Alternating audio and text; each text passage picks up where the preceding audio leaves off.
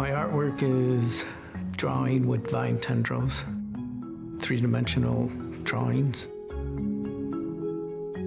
It's like using a 9B pencil for a thick line and a 2H for a thin line, but I'm doing it with these natural pieces.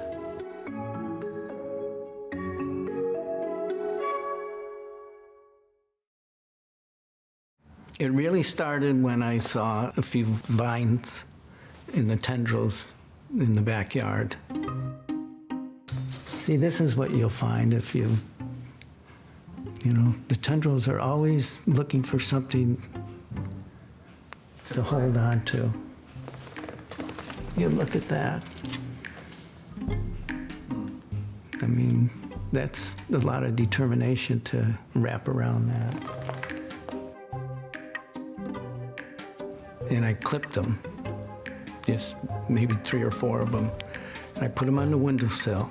I didn't know why I was doing that or what it all meant. My background was in graphic design and printing, and everything was flat. So when I saw these lines on the windowsill, I saw it as a 3-dimensional line, and I started putting them together, and then they made those shapes similar to calligraphy.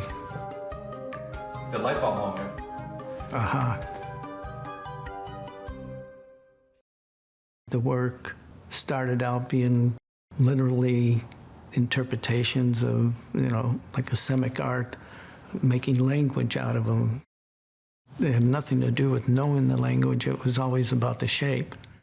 I knew I wanted to expand that and make more shapes. The characters started to open up and fall, and then that moved me on to more dense artwork.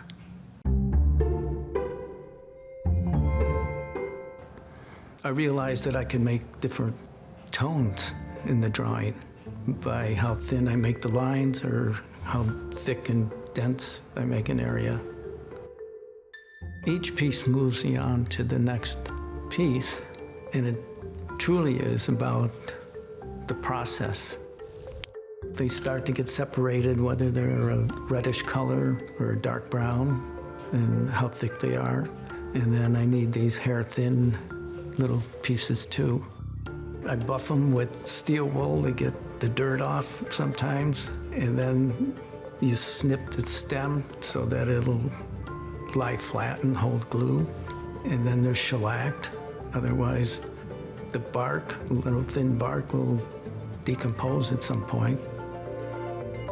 I don't rush on these. I use tweezers. I have to put glue with toothpicks and then place them where I want them on the paper.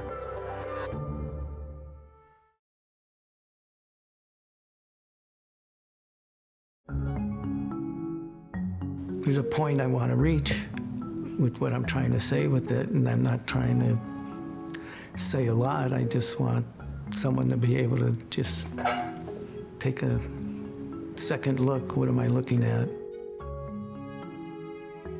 My goal is to be satisfied with the piece and see where it takes me for the next one.